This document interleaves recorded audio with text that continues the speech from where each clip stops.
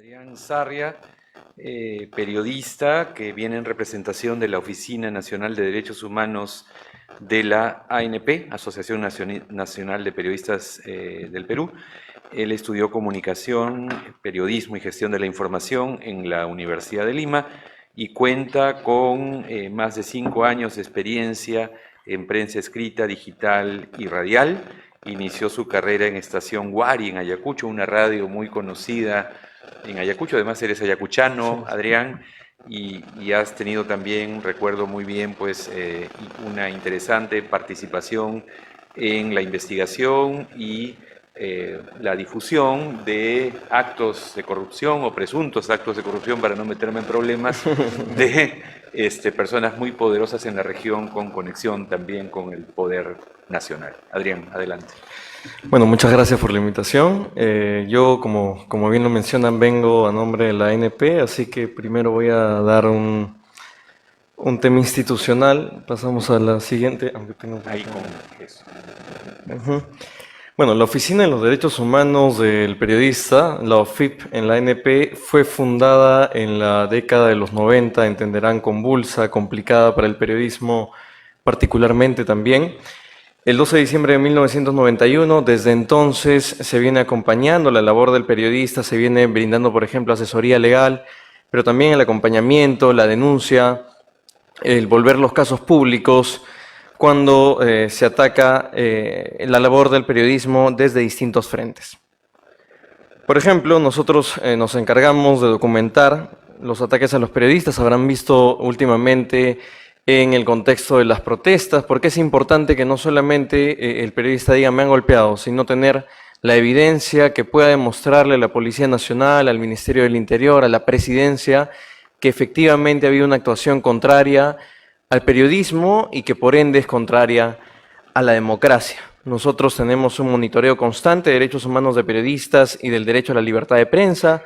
Hacemos denuncia y comunicación permanente con instancias nacionales e internacionales, nos lo ha tocado hacer muchas veces, y también ejercemos una defensa individual o colectiva, si así corresponde, de periodistas que sufren afectaciones a sus derechos. Entenderán entonces que en estos más de 30 años, casi más de 40 además, que la OFIP viene funcionando, se han documentado desde desapariciones a periodistas, asesinatos como los que se han tenido este año, hasta ataques y algo que se ha vuelto muy de moda en los últimos 10, 15 años, que es la persecución judicial en contra de nuestros colegas. Entonces, la Oficina de Derechos Humanos no solamente se contacta con los medios de comunicación grandes o con los medios de comunicación de Lima, sino que tiene alcance nacional y le permite pues a los periodistas de todo y de cada uno de los rincones del país sentirse no solamente asesorados, sino acompañados y respaldados por un gremio de presencia nacional como la ANP, y por supuesto que los estudiantes de periodismo ya en ejercicio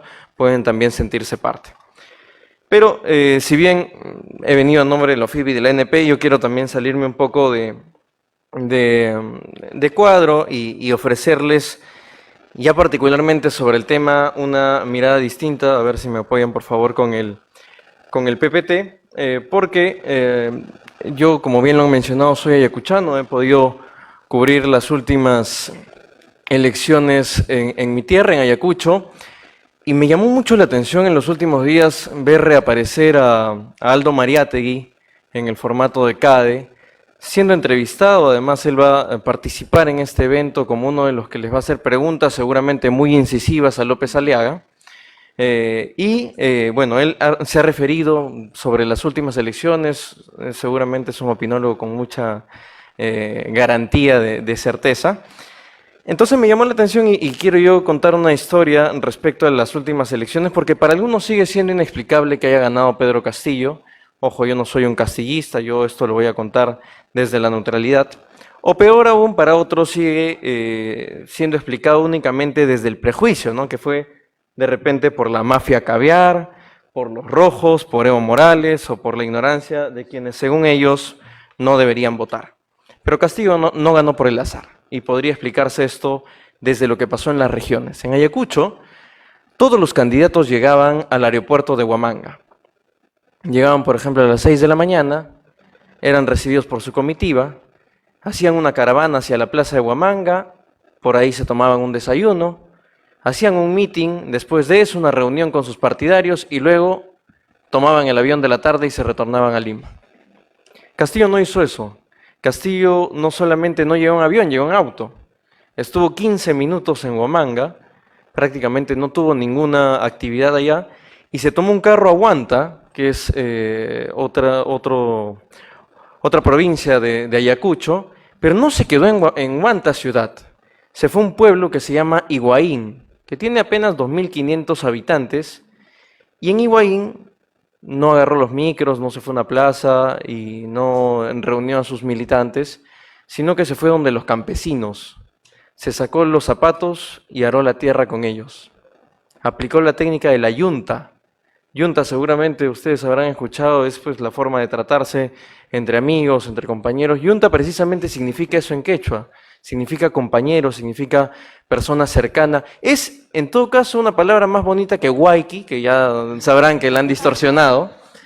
Pero entonces Castillo logró ahí un tema identitario que creo yo que ha sido uno de los grandes factores de la última elección. Ya Verónica Mendoza lo había intentado, ella ya había llegado hasta aquí, ¿no? Pero yo no sé si esto lo tenía planificado Castillo o si fue por acto de azar, pero él se fue hasta Higuaín, hasta Huanta, y logró esto que no habían logrado otros candidatos. Por supuesto, en Ayacucho la votación arrasó tanto en primera y segunda vuelta a favor de Pedro Castillo. Parece un acto invisible, pero esto creo yo definió una elección por el tema de la pertenencia, de la complicidad, más allá de los análisis que en simultáneo se daban en Lima, que hablaban, ¿no?, del Movadef, de Sendero Luminoso, que siempre es muy fácil ponernos ese estigma a los ayacuchanos, o de un gran resentimiento que tiene el sur. Aldo Mariátegui, y lo cito, dijo que la gente no ha escarmentado respecto a la última elección, como si hubieran cometido un delito al elegir a Pedro Castillo.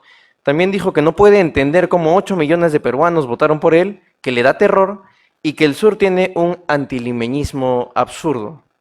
No ha entendido nada de la historia. Entonces, con esta experiencia, y para que dentro de 5 años, pasadas las elecciones, o en un par, ustedes no estén haciendo comentarios como el señor Aldo Mariátegui, yo quiero compartirles 5 ideas prácticas para cubrir las elecciones próximas sin repetir precisamente los mismos errores. Ojo, estos 5 elementos que yo les voy a compartir no los he inventado yo.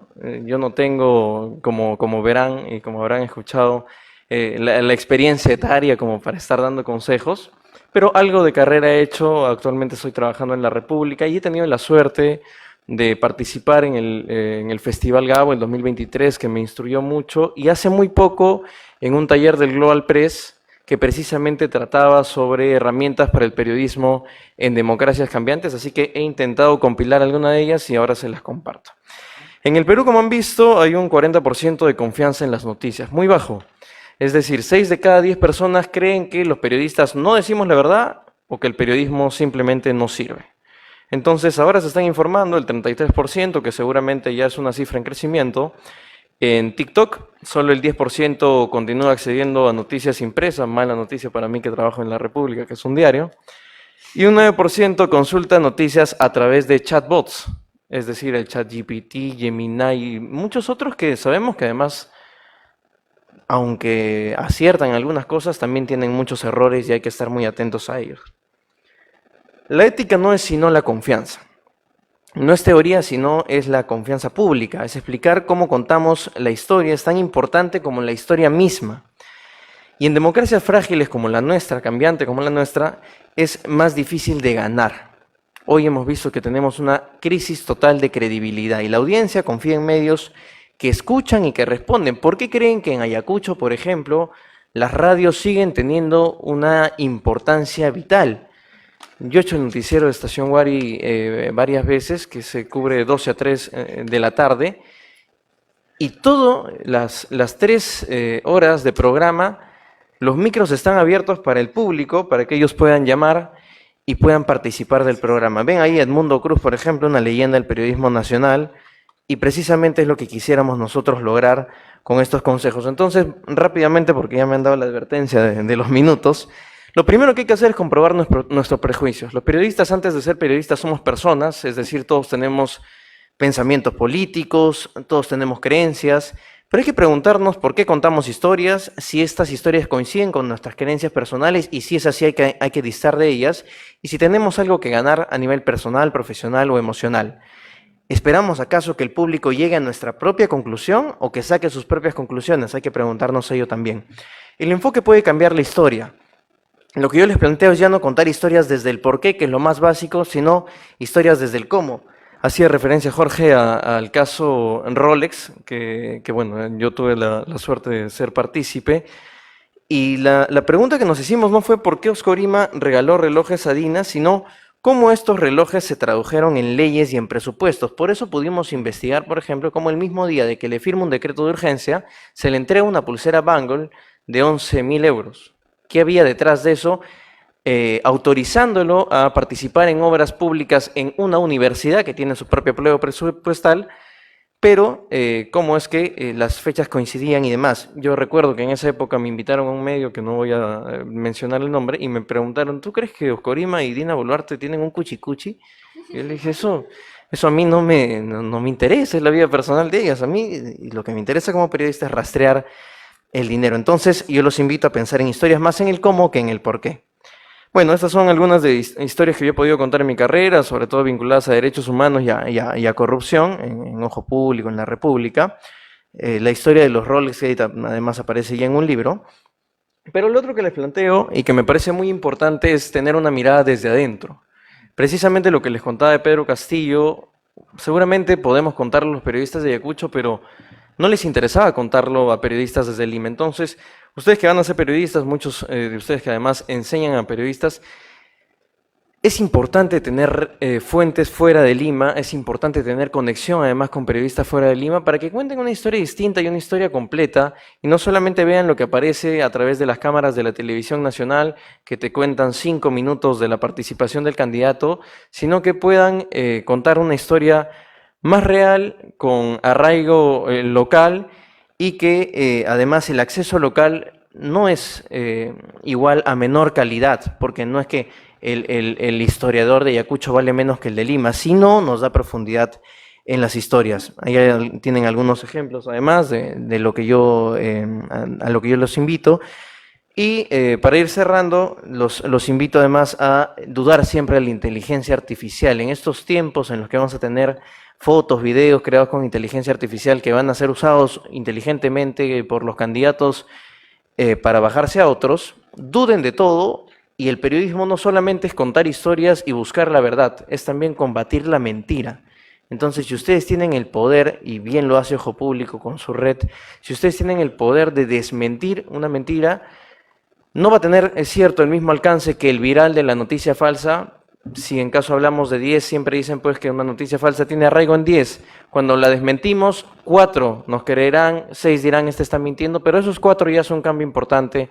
Y nosotros los periodistas tenemos que luchar y tenemos que nadar contra la corriente, así que, bueno, el tiempo ha sido breve, espero que algo de lo que les haya dicho haya sido importante y pueda funcionarles. Muchas gracias a Adrián, porque, bueno, ha valido la pena que te pases, comillas, del tiempo establecido, porque nos has convocado, exhortado a mirar hacia adentro, ¿no? Hacia las diferentes regiones de nuestro país, también en el marco de este proceso electoral, ¿no? Y has aludido a un fenómeno que tiene que ver con desinformación, sin duda, pero que tiene otras dimensiones muy enraizadas en nuestro país, en la discriminación, en el racismo en parte, que es el terruqueo, ¿no? Y que ha formado parte de las elecciones del año 2021 y seguramente se va a repetir, o ya se está repitiendo, como no, en ese proceso electoral. Bien, nos acompaña ya para... A ver, la primera... Brevemente sí, porque ya estamos contra el tiempo. Voy a intentar hacerlo ya. lo más breve. ¿Cómo Sí. hacer que la gente se amiste con el sur y sobre todo los medios? El 16 de diciembre del 2022, un día después de la masacre de Ayacucho, donde murieron 10 personas, el primer medio que salió a nivel nacional fue Canal 4. A las 6 de la mañana, la corresponsal ayacuchana dijo desde la puerta del aeropuerto que la información que ella tenía y que lo que ella podía contar del 15 de diciembre es que hubo fuego cruzado, es decir, que los manifestantes también estaban armados. Eso abre dos hipótesis, o que mintió o que los manifestantes tenían muy mala puntería porque los muertos eran 10 civiles y no había ni siquiera un militar ni un policía herido. Tras ello se abrió una brecha con una periodista que es ayacuchana, porque la corresponsal es ayacuchana, no la dejaban ingresar, por ejemplo, a las actividades del Frente de Defensa porque creían que había traicionado no solamente a su labor, sino a su pueblo, al decir una mentira flagrante y tremenda. Incluso el Colegio de Periodistas de Ayacucho recuerdo que se manifestó, pero nunca pidió perdón. Y creo que el primer paso para que se amiste el sur con los medios de Lima y para que se amiste el sur con quienes los han terruqueado durante todos estos años es pedir perdón, es reconocer que se equivocaron, es acercarse, es poner la cara y no simplemente seguir agudizando estos discursos de odio. Eso lo dejo como una idea básica. Y sobre la ANP y la ética de los periodistas y los discursos falsos que algunos sostienen, sí existe dentro del NP un mecanismo para la sanción de los agremiados, de los asociados, que depende de cada base provincial. Sin embargo, si yo considero que, aunque, y ojalá no se molesten conmigo en el NP ni ningún gremio, creo yo que todos los gremios han estado fallando en eso de la sanción con sus propios agremiados, tengo que reconocerlo además como parte de. Pero creo yo además que la mayor sanción que tiene un periodista es perder su credibilidad. Cuando el periodista pierde su credibilidad, literalmente se quedó sin cuerpo y sin alma. Ya no existe. Tiene que cambiar de oficio o tiene que pasar pues a alguno de estos vertederos de basura que existen también dentro del panorama de los medios y simplemente quedarse ahí para el poco público que cree sus mentiras. Creo yo entonces que hay que ser muy críticos con el periodismo, corresponde sí, y reconocer buenos periodistas y malos periodistas. Para mí, los que son malos periodistas simplemente no lo son. Podrán ser difusores de información, podrán promocionar candidaturas y demás, pero yo creo, y yo todos los días me despierto pensando en que he elegido el oficio más bonito del mundo y que debo no solamente ejercerlo con orgullo, sino que dignificarlo cada día con mi trabajo. Y realmente me despierto con esa idea y espero que todos los que están estudiando también la adquieran para tener buenos y mejores periodistas cada día y más y mejor periodismo siempre. Gracias, Adrián. Enrique.